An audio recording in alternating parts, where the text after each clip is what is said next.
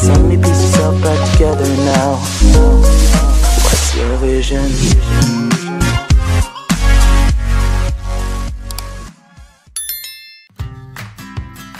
Assalamualaikum warahmatullahi wabarakatuh.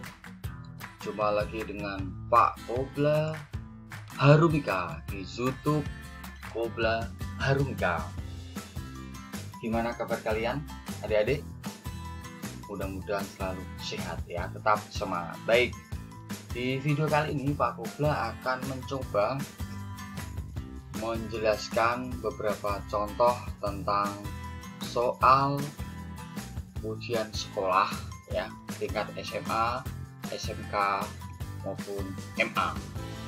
Tentunya kalian sebentar lagi akan mengikuti ujian sekolah SMA, SMK atau MA, baik mungkin melalui daring atau secara tatap muka. Kalaupun secara daring ataupun tatap muka, kalian harus siap mengerjakan soal ujian sekolah.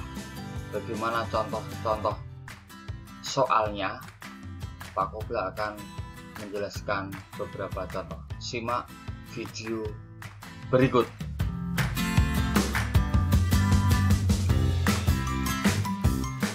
Baik, langsung saja kita ke soal nomor 1. Ya. Di sini ada contoh biografi ya, contoh biografi. Ingat, dalam mengerjakan soal kalian harus senang membaca soal. Jangan sampai lihat bacaan sebegitu banyak ini kalian malas membaca. Pasti pertama, kalau kalian malas membaca, pasti akan susah mengerjakan ya. Jadi kita harus membacanya. Baik, cermati kutipan teks biografi berikut. Apa itu yang dimaksud dengan biografi? Biografi adalah daftar riwayat hidup seseorang yang ditulis oleh orang lain. Ini saya tulis DR, daftar riwayat hidup, atau DH juga bisa. Ya, kita baca bersama ya.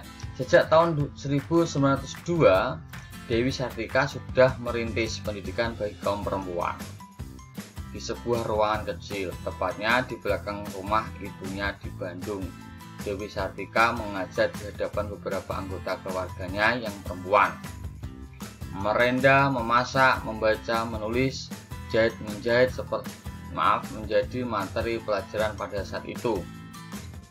Usai berkonsultasi dengan Bupati Kadeng Ajeng Martanegara pada tanggal 16 Januari 1904, Dewi Sartika membuka sebuah sekolah istri yang merupakan sekolah perempuan pertama se-Hindia Belanda. Tenaga pengajarnya ada 3 orang, yaitu Dewi Sartika sendiri ya, dan dibantu oleh 2 saudaranya, yaitu Nyi Purwa dan Nyi Uwit. Murid-muridnya pada saat itu ada 20 orang. Sebetulnya ya, ini ada beberapa trik dalam mengerjakan soal bacaan seperti ini. Pertama tadi, kalian jangan malas ya. Memang kalau itu memang mengharuskan dibaca, tetapi ada trik yang tidak harus kalian membaca dulu. Jadi yang pertama dalam mengerjakan soal ujian ya, apalagi ujian sekolah, kalian harus membaca soalnya terlebih dahulu. Jangan sampai kamu membaca banyak paragraf yang ada di sini, ternyata yang ditanyakan hanya kata baku. Maka kita nggak harus membaca semua, harus langsung ke bawahnya saja ya, biar tidak terlalu lama. Baik, nah kita baca ya. Pernyataan yang sesuai dengan teks tersebut adalah, langsung saja ya. Jadi sebetulnya tadi saya sampaikan kenapa harus suka membaca, biar kalian juga malas lihat pertanyaan bacaan yang banyak, malas membaca. Langsung saja ya, kita cek. Sejak 16 Januari 1904, Dewi Sartika mulai merintis pendidikan bagi kaum perempuan. Ada nggak? Ada nggak? Ya, sejak 16 Januari. Padahal sejak 16 Januari ini apa? Dia berkonsultasi, tidak di sini. Tidak merintis. Beda antara merintis dengan berkonsultasi. Ini beda. Nah, beda. B. Dewi Sartika mengajar anggota keluarganya di belakang rumahnya di Bandung. rumah ibunya ya. Di sini ada rumah ibunya, bukan rumah ayahnya ya. Oke, maka bisalah materi pelajaran yang diberikan pada saat itu adalah sejarah, berhitung, membaca, dan menulis. Apakah benar di sini? Kalau di sini merenda ya, berarti salah. Yang D, sekolah istri merupakan sekolah perempuan pertama se-Hindia Belanda. Kita cek di sini ada ya, di paragraf kedua ada enggak ya? Nah, kita cek. Oh ya, di sini Dewi Sartika membuka sebuah sekolah istri yang merupakan, nah ini yang merupakan sekolah perempuan pertama se-Hindia Belanda. Jelas, jawabannya ini. Kalau sudah ketemu jawabannya D dan yakin, maka pasti salah, nggak usah dicari kelamaan nanti. Ya, itu jadi kita membaca soalnya, kemudian kita menemukan bacaan yang ada di soal nomor 1. Karena pertanyaannya adalah pernyataan yang sesuai. Berarti antara A, B, C, D, dan E mana yang ada di bacaan. Kalau tidak ada pasti salah. Paham ya? Jadi kalau mengerjakan nomor 1 itu membaca pertanyaannya terlebih dahulu, kemudian A dibaca ada enggak, B dibaca ada enggak, C dibaca ada enggak, dan seterusnya. Yang ada itu pasti jawabannya yang sama kalimat atau sama makna. Belum tentu sama kalimatnya, maaf, hampir sama kalimatnya, belum tentu sama. Ingat, yang kita cari adalah makna yang sama, itu pasti benar. Ya, kalau kalimatnya sama persis Pak, pasti benar, tetapi kadangkala soalnya, maaf, kalimatnya mirip, belum tentu maknanya sama. Contohnya apa Pak? Saya akan pergi. Saya telah pergi. Ya kan beda makna, meskipun mirip. Korek ya, jelas ya. Baik, kita lanjutkan soal nomor 2. Nah, di sini ya, langsung saja kita membaca pertanyaannya. Bacaannya sih nanti ya.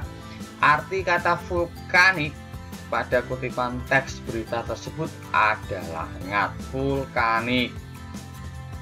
Vulkanik itu apa Pak? Maka triknya memang kalian sering membaca bacaan, sering membaca kamus ya. Kalau memang jarang mendengarkan berita, jarang membaca dalam kamus, maka kosakata kalian pasti kurang ya kan. Maka dalam bahasa Indonesia itu harus punya wawasan luas ya. Kalau tidak sering membaca buku bacaan dan informasi, maka pasti kurang ya. Itu kita cek di sini ya, kita baca ya. Cermati kutipan teks berikut. Aktivitas vulkanik kawah Gunung Merapi setelah erupsi freatik pada Jumat ya, tanggal sekian sekitar pukul 7.40 waktu Indonesia Barat kembali normal.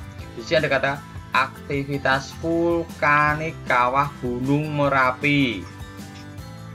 Berarti ada hubungannya dengan Gunung Merapi. Nah, dalam kamus itu vulkanik itu berkaitan dengan magma. Magma ya. Nah, ini agak susah dalam bahasa Indonesia. Kalau kalian tidak pernah membaca informasi, mendengarkan berita atau kamus, maka wawasan atau pengetahuan kalian seputar kosakata akan berkurang. Ini yang menjadi kelemahan ya. Vulkanik kita cari atau kita gantikanlah kata vulkanik dengan kata yang di A, B, C, D atau E. Mana yang paling tepat? A. Proses gerakan pada kerak bumi. Tadi saya mengatakan vulkanik itu ada hubungannya dengan magma. Aktivitas vulkanik, aktivitas proses gerakan pada kerak bumi, kawah Gunung Merapi mungkin bisa. Aktivitas magma yang mencapai permukaan bumi ya. Tadi saya mengatakan ada kata magma ya, mungkin ini ya. Masih ya, belum yakin Pak, kita lanjut. Aktivitas vulkanik kawah Gunung Merapi berkenaan dengan gempa bumi mungkin ya. Ilmu tentang, bukan ilmu ya, vulkanisme itu mungkin ilmu ya, tapi kalau paham ya, kalau vulkanik itu bukan ilmu ya, jelas di salah. Ilmu jelas salah, vulkanik itu bukan ilmu. Antara A, B, dan C masih belum jelas Pak. Nah, kita kaitkan dengan kalimat kedua ya. Kalau kalian kosakatanya tidak langsung bisa memahami kamus ya. Kepala Pusat Data Informasi dan Humas Badan Nasional Penanggulangan Bencana Sutopo Purwonugroho mengatakan pada Jumat siang Gunung Merapi sudah berstatus normal. Itu ya. Jadi vulkanik ini condongnya apa? Aktivitas. Berarti aktivitas itu bisa magma ya. Ini tadi kalau kamu paham kamus ya langsung ketahuan jawabannya B ya. Tapi kalau kamu memang meraba-raba nggak paham tentang kamus, maka mungkin kamu akan menjawab ini gempa bumi. Padahal ini jawabannya adalah B ya, magma yang mencapai permukaan bumi, magma ya.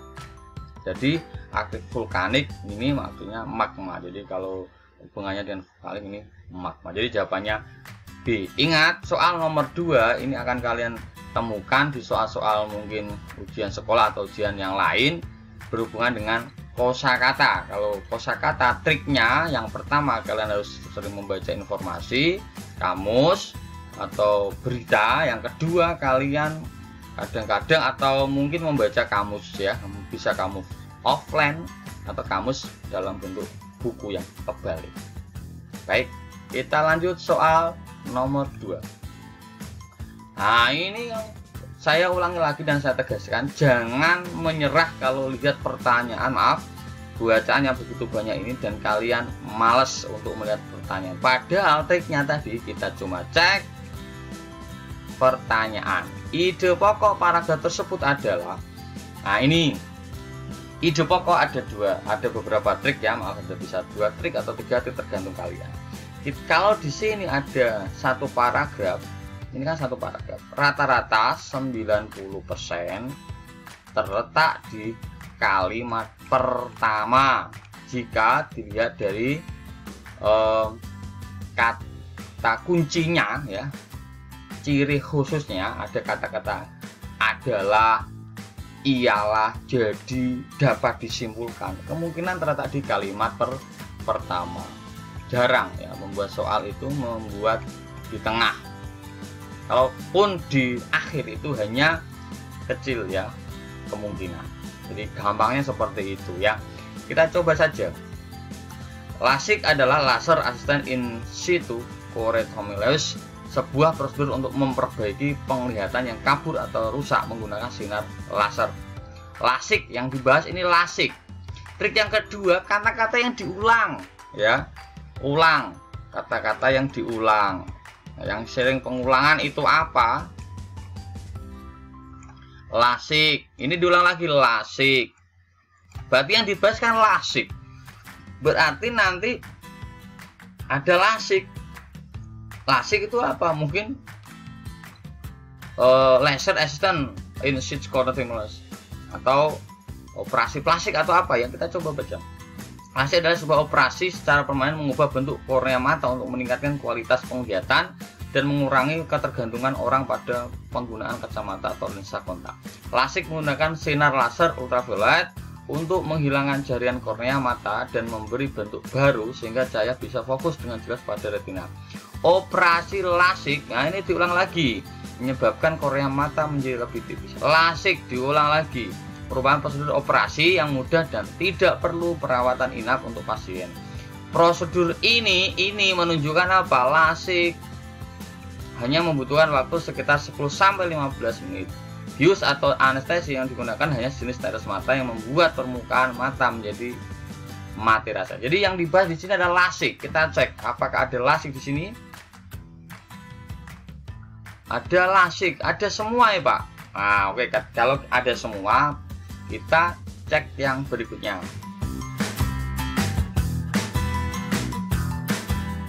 Nah, ini LASIK adalah laser. Adalah. Oke. Tadi saya mengatakan ada pengertian ya. Adalah kata kunci ya kan. Jadi langkah pertama jadi ada terletak di kalimat pertama 90%. Jika ada kata kunci adalah disimpulkan jadi, itu jawabannya. Nah, LASIK adalah sebuah operasi. Berarti kan pengertian ya. Ya enggak? lasik adalah berarti pengertian. Yang kedua, lasik adalah sebuah operasi. Jelas, jadi jawabannya di pengertian. Baik, kita lanjut soal nomor 4. Nah, ini kita baca dulu pertanyaannya. Tanggapan logis terhadap isi paragraf tersebut adalah. Baik ya, tanggapan logis. Tanggapan logis berarti tanggapan masuk akal. Kalau kita membahas tentang tanggapan logis, berarti kita harus membahas bacaan, karena bisa menanggapi kalau sudah mengetahui apa ide pokok atau tema yang dibahas. Mau gak mau kita harus membaca bacaannya. Baik, maraknya aksi vandalisme dan anarkisme yang sering dilakukan para remaja belakangan ini merupakan akibat dari kurang berhasilnya pendidikan karakter. Pendidikan karakter bukan hanya tanggung jawab pihak sekolah. Pendidikan ini merupakan juga tanggung jawab orang tua dan masyarakat. Jadi tanggapan itu menanggapi dari permasalahan di sini. Jadi ada maraknya vandalisme, anarkisme ya yang dilakukan remaja ini bukan hanya tanggung jawab pihak sekolah, merupakan juga tanggung jawab orang tua dan masyarakat. Ini garis besarnya. Itu garis besar. Maka yang harus kita tanggapi tentang itu. Jadi tentang pendidikan karakter. Kita cek yang hubungannya dengan maraknya aksi vandalisme dan anarkisme. Kita cek yang A. Aksi vandalisme dan anarkisme yang sering dilakukan para remaja ini sulit dihentikan. Ada di situ ya, ada. Terus caranya menanggapinya bagaimana? B, kita cek lagi. Sekolah, keluarga, dan masyarakat harus bersinergi dalam pendidikan karakter untuk remaja. Bisa ini ya, bisa juga karena ada harus bersinergi adalah bekerja sama, bisa.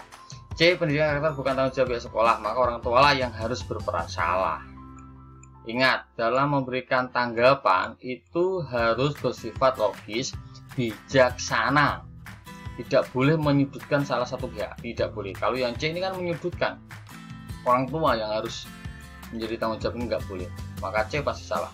Yang D, aksi vandalisme dan anarkisme akan habis oleh adanya pendidikan karakter yang diajarkan sekolah. Nah, tidak bisa, karena di sekolah ini hanya bukan tanggung jawab pihak sekolah saja, ini salah. Yang E, pemerintah harus paling berperan dalam pendidikan karakter.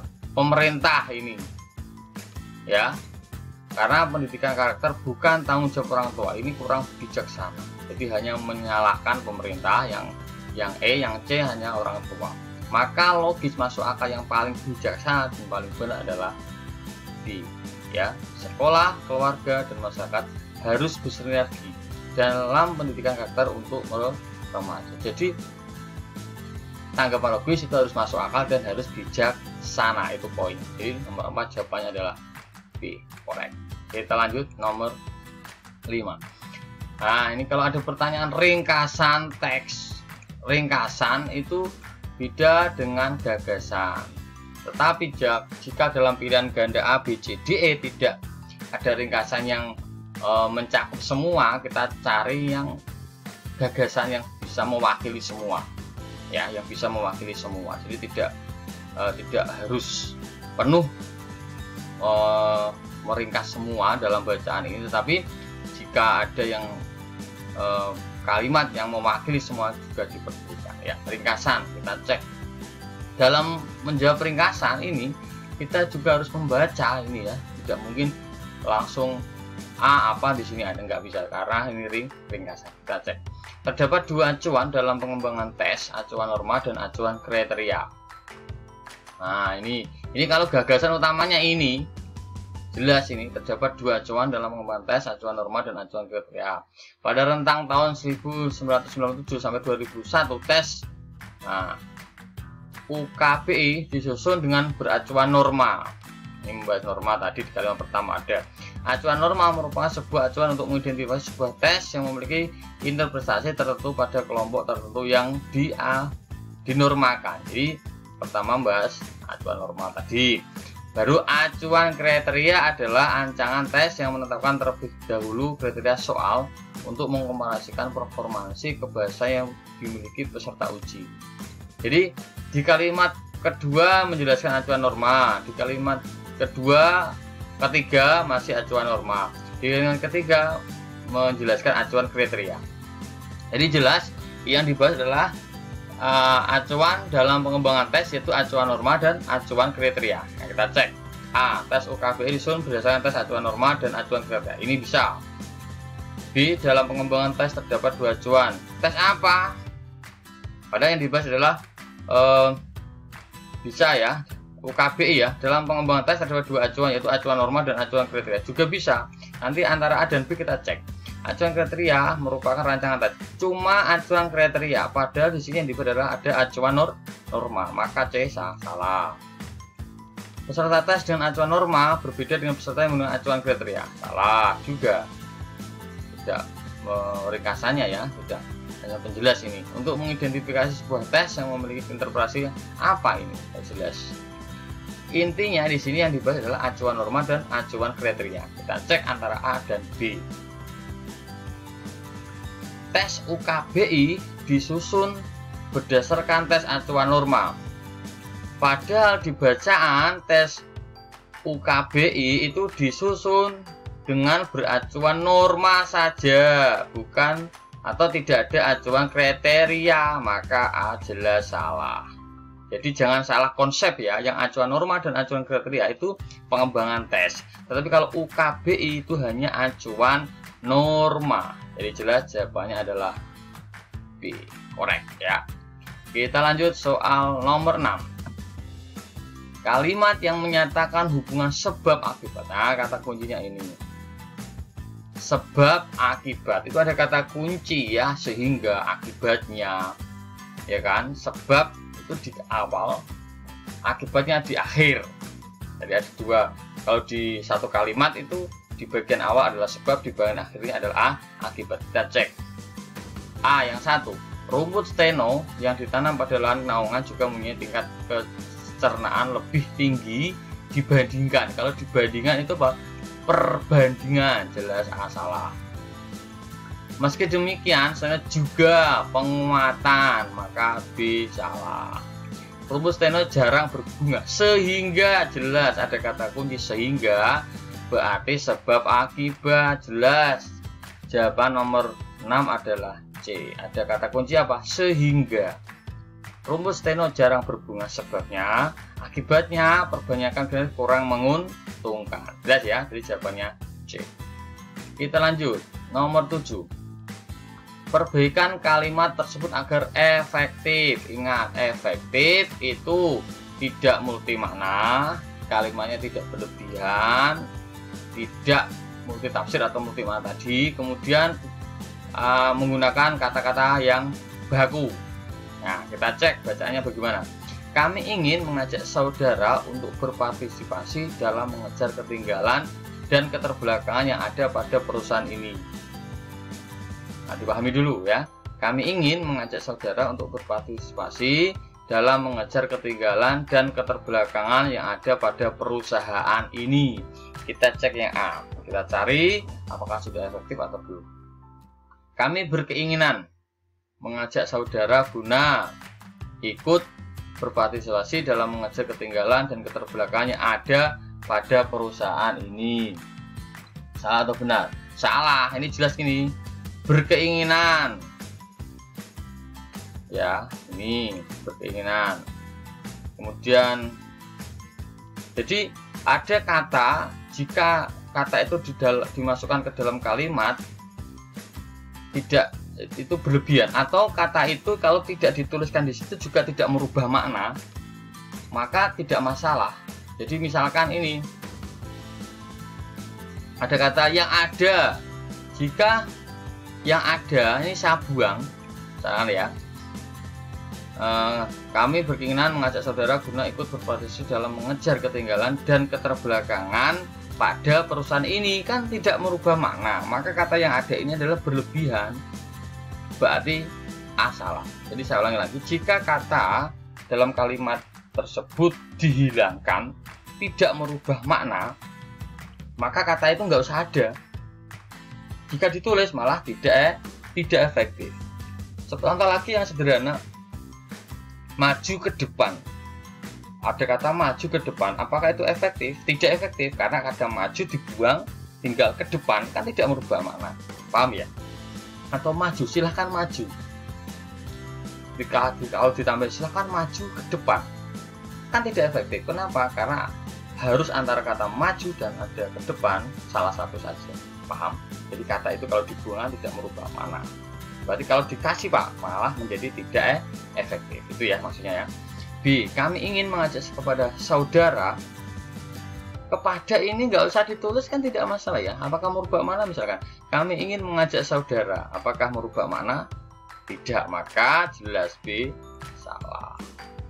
C. Kami ingin aja, apalagi menggunakan kata aja ini tidak baku ya, bahasa lisan, maka C salah. Nah, kalau sudah ditemukan satu di depan, yang lainnya nggak usah dicek ya, kelamaan.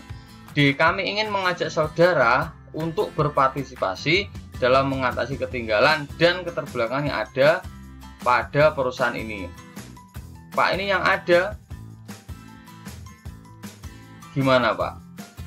Nah ya kan, kita cek juga sebetulnya salah ya, tapi kita cek lagi. Tadi kan di D dan di A kan ada Pak. Nah kita cek. Kami menginginkan mengajak saudara, kami menginginkan, ini nggak pas, untuk berpartisipasi di dalam mengejar ketinggalan dan keterbelakangan yang ada pada perusahaan ini, juga yang ada. Nah, kalau ada yang ada semua dan dirasa itu kalau dibuang tidak merubah makna, kita cari menurut versi kalian kesalahan yang paling sedikit. Misalkan A ada 2 kesalahan, sementara D ada 1 kesalahan, maka yang kita pilih adalah 1 kesalahan. Jika kalian nggak paham betulan loh, gampangnya seperti itu, maka jawabannya D.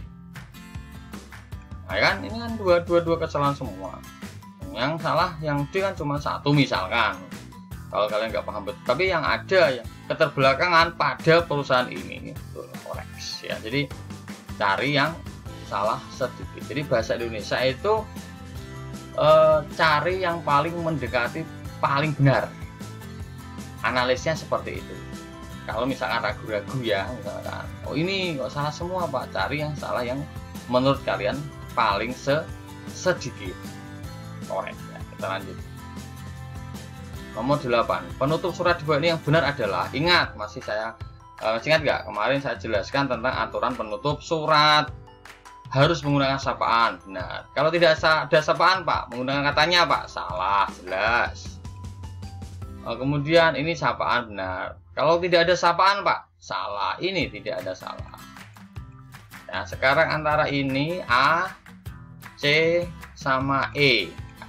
Yang kedua tidak boleh berlebihan, beribu-ribu, banyak-banyak. Ini Pak salah, berarti tinggal A dan E. Haturkan Pak boleh, salah, tidak terpengaruh bahasa daerah. 1. Sapaan, tidak menggunakan katanya, tidak boleh berlebihan, dan tidak terpengaruh bahasa daerah. Haturkan, kemarin hatur nuhun, maka E salah. Jadi jawabannya Pak A, korek. Jelas. Kita lanjut soal nomor 9. Kalimat lain yang semakna dengan kalimat tersebut adalah, yang kita harus membaca kalau nomor 9 ini. Pemerintah telah meresmikan Kampung Buruh Migran KBM di Wonosobo sebagai proyek percontohan komunitas buruh migran di berbagai daerah. Ingat, diresmikan sebagai proyek percontohan, intinya itu, diresmikan sebagai proyek percontohan. Jadi kita meraba-raba berpikir, oh yang dimaksud ini percontohan, diresmikan sebagai percontohan. Nah itu intinya. Kalau kita cek, pemerintah menyediakan kampung buruh migran di Wonosobo sebagai proyek percontohan buruh migran di berbagai daerah. Menyediakan loh ya, beda dengan meresmikan. Nah kemungkinan salah. Kita cek dulu ya. Pemerintah menempatkan, beda. Kampung buruh migran telah dimanfaatkan, mana nggak ada sebagai percontohan, jelas salah. Pemerintah telah menjadikan Kampung Buruh Migran di Wonosobo sebagai proyek percontohan, ya ini ya. Pemerintah telah menyelesaikan, salah. Ini jelas, ini pemerintah telah menjadikan kampung sebagai proyek percontohan. Menjadikan sama meresmikan sama ya. bukan menyediakan. Menyediakan sama meresmikan beda. Meresmikan condongnya ke menjadikan. Korek. Jadi jawabannya D.